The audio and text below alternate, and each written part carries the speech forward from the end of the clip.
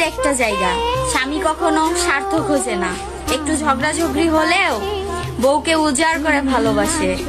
আর যাই হোক, স্বামীর মতো কেউ হয় না। স্বামী কাকে বলে জানেন? বউয়ের কাছ থেকে টাকা ধার নিয়ে জীবনেও পরিশোধ করবে না, তাকেই স্বামী বলে। अब है जुदाई का मौसम, दो पल का मेहमान।